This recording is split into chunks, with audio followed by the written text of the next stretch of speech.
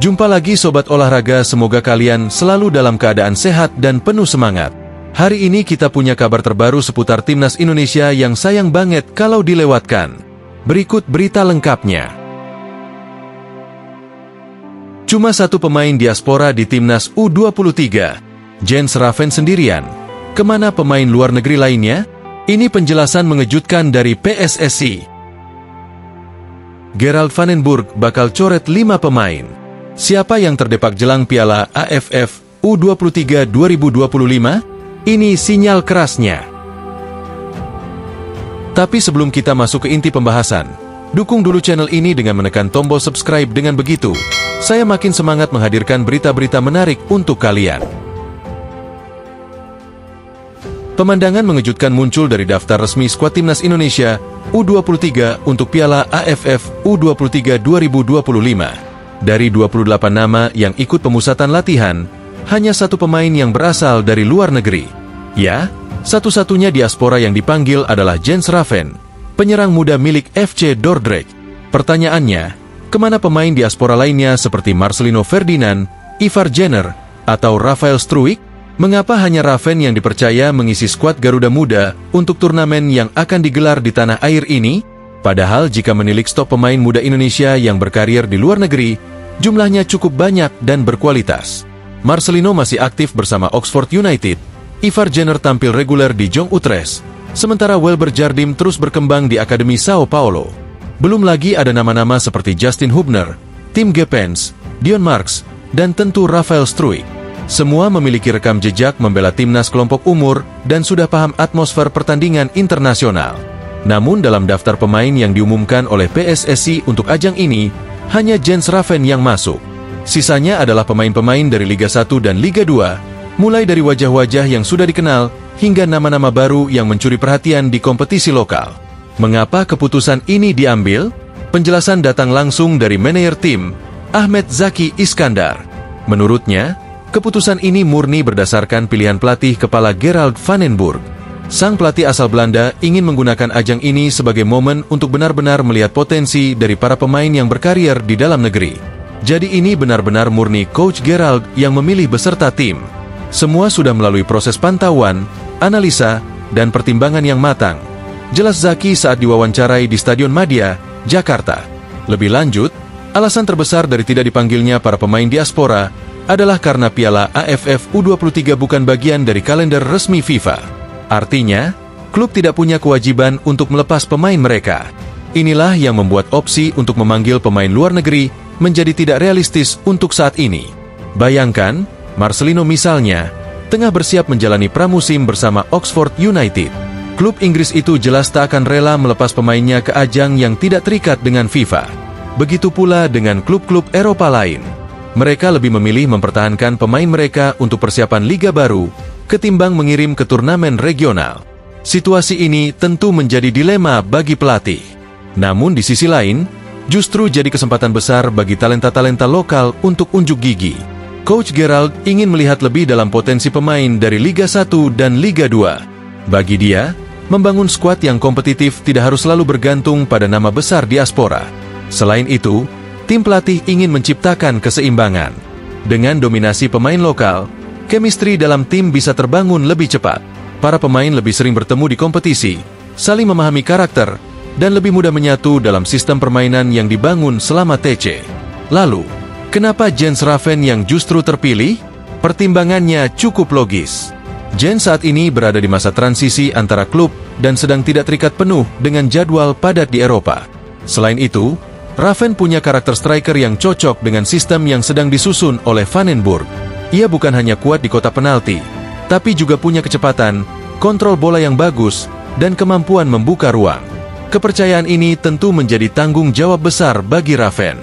Ia menjadi satu-satunya wakil diaspora, dan sorotan terhadapnya akan begitu besar. Tapi di sisi lain, ini juga menjadi peluang emas.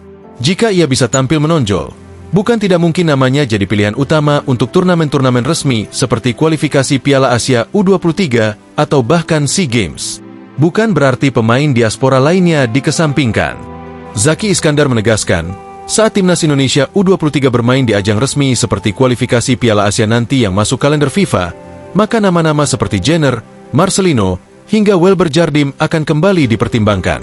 Untuk saat ini, Coach Gerald van den Burg ingin fokus pada aset-aset lokal terlebih dahulu.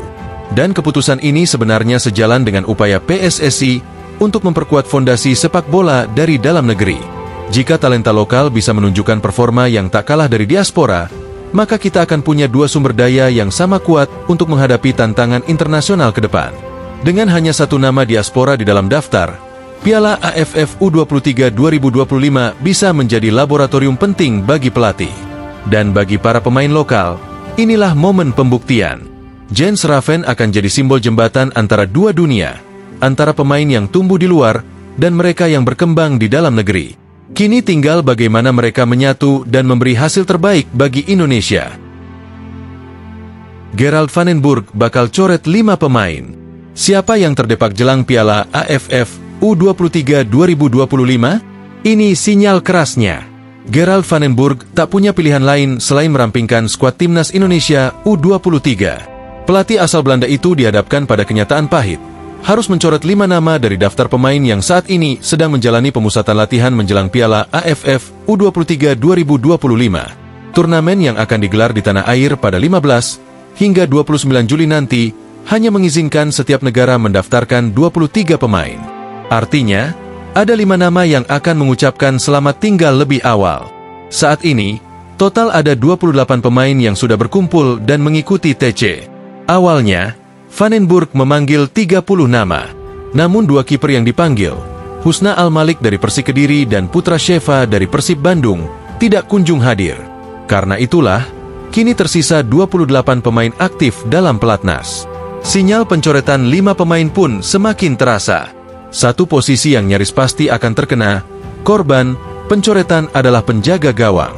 Sebab dari 4 nama yang saat ini berada di daftar, hanya 3 saja yang bisa dibawa ke turnamen resmi, sesuai regulasi turnamen AFF.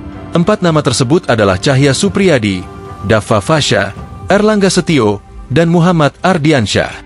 Salah satu dari mereka harus angkat kaki lebih dulu, dan persaingan antar mereka semakin ketat. Sementara itu, 4 pemain lainnya dari posisi selain kiper juga akan terdepak. Dan sampai saat ini, belum ada kepastian siapa saja yang bakal menjadi tumbal seleksi ini. Van den Burg memang masih punya waktu lebih dari 2 pekan sebelum mengumumkan skuad final. Tapi dari setiap sesi latihan dan simulasi internal, bisa dilihat siapa yang mulai tersisih dari skema utama. Tim pelatih tentu akan melihat dari banyak aspek, performa fisik, kedisiplinan taktik, kemampuan beradaptasi dengan permainan, hingga konsistensi selama pemusatan latihan. Artinya, bukan hanya tentang siapa yang mencetak gol atau tampil menonjol, tapi siapa yang paling pas untuk strategi tim secara keseluruhan. Yang menarik, Van den Burg terkenal dengan pendekatannya yang tegas tapi adil. Ia tidak segan mencoret nama besar jika memang tak cocok dengan kebutuhan tim. Di satu sisi, ini adalah kabar baik bagi pemain-pemain muda yang haus pembuktian. Tapi di sisi lain, jadi tekanan mental tersendiri bagi mereka yang merasa belum cukup maksimal selama TC berlangsung. Timnas U23 saat ini tergabung di grup A bersama Malaysia, Filipina, dan Brunei Darussalam. Ini bukan grup yang bisa dianggap ringan. Apalagi, hanya juara grup dan 1 runner-up terbaik dari 3 grup yang berhak melaju ke semifinal. Artinya, kehilangan 1 poin saja bisa berakibat fatal. Konsistensi dan ketepatan memilih pemain menjadi hal krusial. Karenanya, pencoretan 5 nama ini bukan hanya soal menyusutkan jumlah pemain. Ini adalah proses membentuk tim terbaik, yang paling solid, paling siap secara teknis maupun mental untuk menghadapi tekanan turnamen. Bagi para pemain muda yang kini sedang berada di ambang dilema, antara bertahan atau tersingkir, ini adalah momen hidup dan mati. Mereka harus menunjukkan kualitas terbaiknya dalam waktu yang tersisa. Setiap sesi latihan, setiap simulasi, dan setiap pertandingan uji coba bisa menjadi penentu nasib mereka. Satu kesalahan kecil bisa membuat nama mereka hilang dari daftar akhir. Dan tentu saja, publik sepak bola Indonesia kini menunggu. Siapa 5 pemain yang akan tersingkir dari skuad Garuda Muda? Apakah akan ada kejutan besar dengan pencoretan nama yang sebelumnya digadang-gadang menjadi andalan? Atau justru pemain-pemain muda dari klub-klub kecil yang akan dikorbankan demi memberi ruang untuk bintang utama? Yang jelas, keputusan Van den Burg nanti tidak bisa dianggap remeh. Ini adalah langkah awal dari perjalanan panjang timnas Indonesia U23 di Piala AFF. Turnamen ini bukan hanya ajang pembuktian, tapi juga etalase masa depan sepak bola nasional.